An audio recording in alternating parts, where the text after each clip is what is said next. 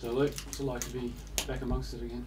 It's great to be back. Yeah, it's a bit of a weird feeling Monday, being back officially for the first time since Grand Final day. So, but everyone turned up in good nick. It's good to see everyone again and good to be back on the job. We've seen you here a few times. You've been doing a bit, coming to the club a bit during your downtime.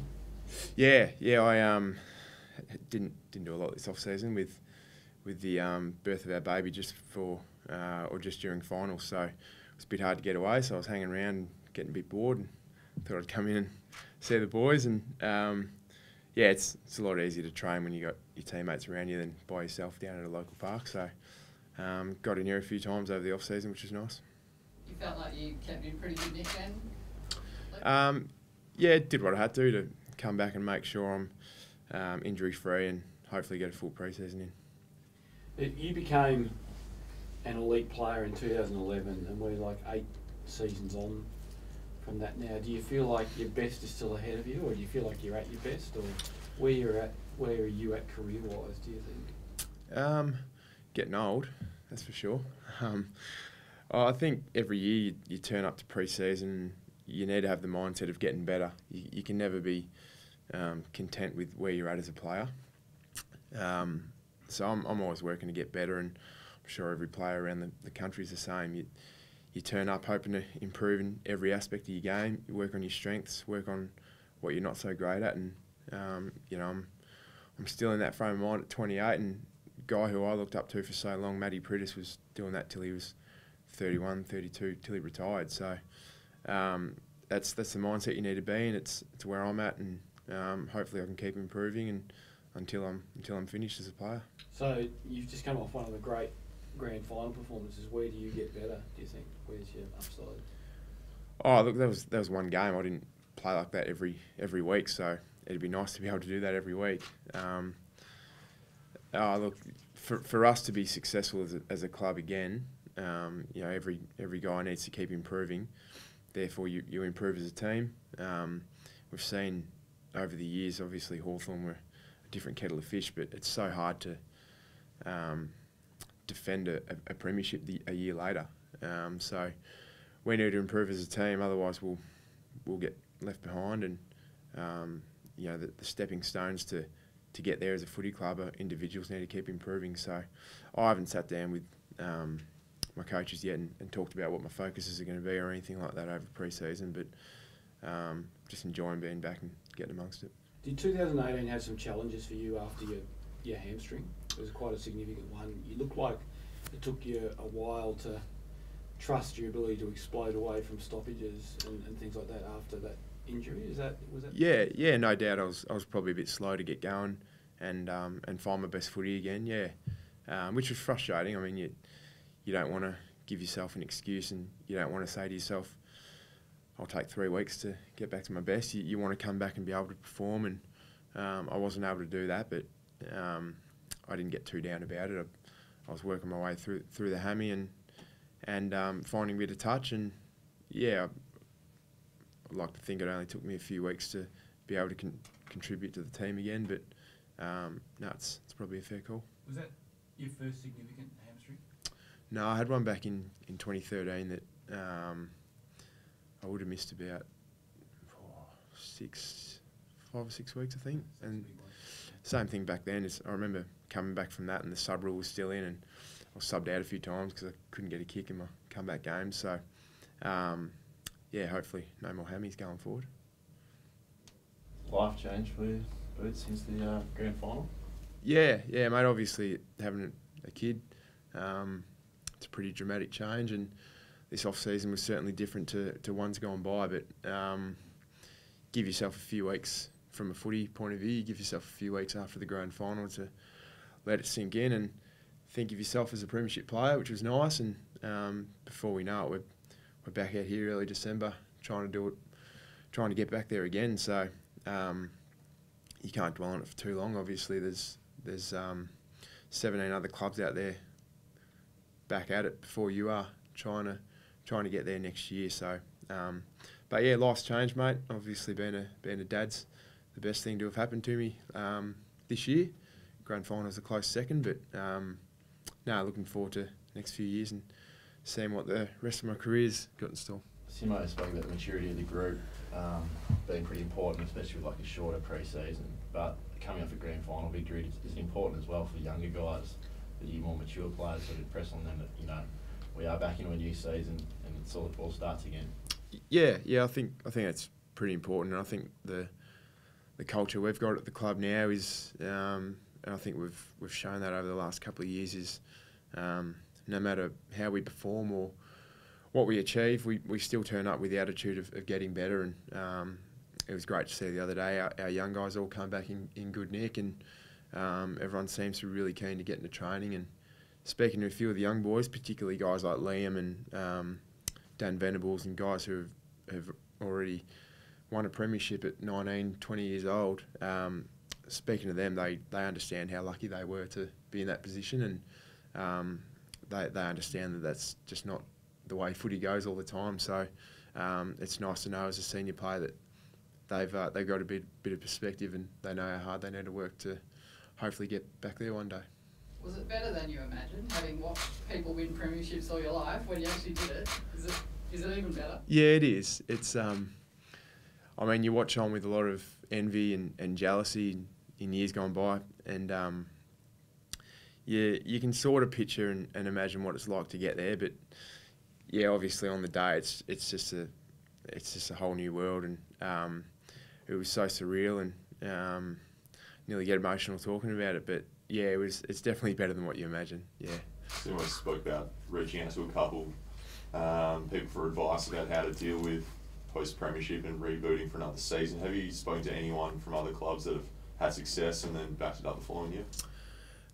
Not overly. I'm obviously good mates with Xavier Ellis, who played here a few years ago, and just speaking to him casually, we were talking about how hard they found it in 2009 to back up their 2008 season, and you know, obviously, as I said before, watching on over the last few years, you see how hard it is to perform that well again after winning a premiership. And Richmond were arguably the best team in the competition this year. But yeah, no, we understand how much work we need to put in, and the improvement we need to make to give ourselves a chance of playing some good finals footy next year. Norm Smith medals, free entry to every pub, free meal for pretty much the rest of your life. What's been the best free thing you've got in this 3-month period?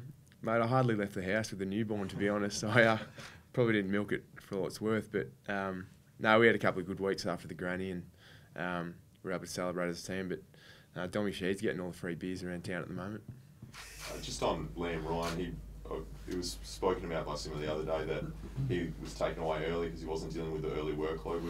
Is that a red flag for you at all, or anything like that, or is that just early season? No, that's. I mean, I think I heard Simo say the other day, we're not in the 1990s anymore, and we're not sending blokes out on SAS camps to break them and mentally destroy them. So obviously Liam wanted to come back to Perth, and the best thing from our point of view is this week he's been head down, bum up, and worked his backside off, ran well the other day. And look, to be honest, inside the club I haven't heard too much about it, and I think if it was a red flag being part of the leadership group, it would have been discussed by now. So that's the one thing that I guess the coach has to tick off, doesn't he? That the players are okay with sort of different players being treated differently. So the player group accepts that now, do they? Yeah, I mean we don't treat anyone differently to others. If other guys are in the same position, I'm sure it'd be fine. But as I said, as part of the leadership group, we trust the coach's decisions, and if it was an issue, we would have heard about it by now, and more things would be going on. But hasn't been spoken about this week really, and we're looking forward to the rest of pre-season. And as I touched on before, Liam's in a great frame of mind in terms of understanding how lucky he was to win a flag in his first year, and he's come back with a great mindset, and no doubt he wants to get back there again as well. Your grand final's been talked about as the best finals performance by an individual in the last 10 years. Do you pinch yourself about the game you had, and how does that rate in terms of individual games you've played over the course of your career? Look, I pinch myself that we actually won it in the first place.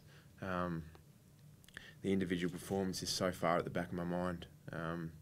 Obviously, you want to play well and contribute, but I reckon I've watched every grand final since I was probably 5 or 6, and there's been a few better than mine, I'd say. You know, Andrew McLeod, back-to-back Norm Smiths in the 90s, and Lenny Hayes, Simon Black, some of these guys have had outstanding grand finals. So to even be put in the same category as these guys is a little bit embarrassing, to be honest. But you know, thinking about my own performance is so far at the back of my mind, considering there's the fact that I'm actually a premiership player. So, but look, we've tried to park all that, and you don't want to fall into the trap of thinking about that stuff for too long. Otherwise, before you know it, round one's upon you, and you haven't put enough thought into the upcoming season. So, yeah, you can stop asking me about the grand final now, mate. Does the fact that a lot of you are dads,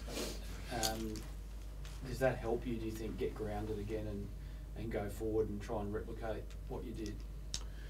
Yeah, well, I suppose there's now more things to worry about and bigger things to take your mind off football.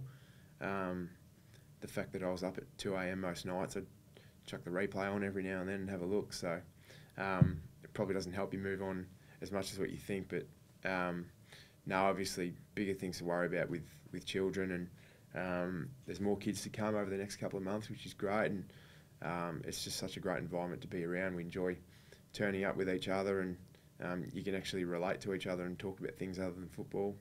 And I think by the time February, March rolls around, there's going to be 16 or 17 kids amongst the playing group. So there's busy times ahead. Nearly a team. What's that? Nearly a team. Yeah. So there's a few girls in there. So hopefully the women's team in 18 years' time is going strong. But yeah, if we be interesting to see the men's lineup in 17, 18 years. See how many father sons we get. Luke, who's given you the best dad advice from your teammates? Sam Mitchell actually gave me good advice last year. He said, "Don't listen to too much advice," and that's probably been the best thing. I think you speak to other guys about that, and obviously, as you know, every kid's different, so you can never parent the same way someone else has, but it's been so rewarding, and as I said before, a much different off season to years gone by, but definitely my most enjoyable. There's a lot of talk this time last year about the captaincy and Bunga potentially moving on, handing on potentially to you. Now he's a premiership captain. Obviously his leadership went to another level last year or this year. Do you expect that he'll continue on next season as skipper? It would be hard to dismantle him after that, wouldn't it?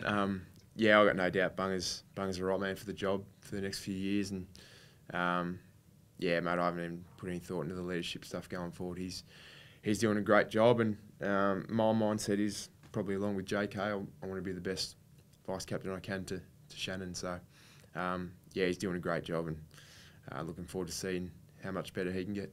Would you like to captain the club at some point before you finish?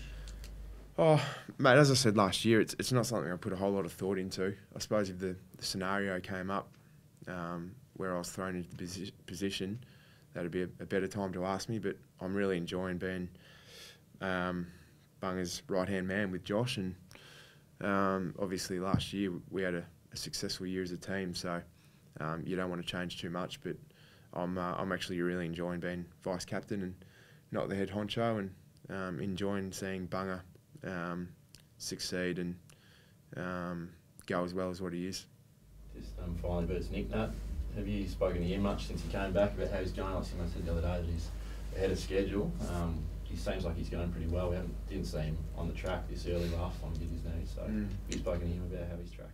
Yeah. Obviously speak to Nick a fair bit, and we're pretty tight. And he's going well. He's obviously Simo told you guys he's ahead of schedule, and obviously missing the grand final would have been tough for him, but he's handled it really well, and he's fully committed to helping us get better and hopefully get back to playing some finals footy in 2019. And he's had a smooth run so far, and touch wood that can continue. But he's in a great mindset. He always has been. Obviously, the things he's been through in life, he's got the ability to step back and see the bigger picture of everything, and he's got a great perspective on footy in general. So no, he's going well, and I think for the young boys, it's such a buzz to see him around the club, and he understands that, so he's always in a positive frame of mind.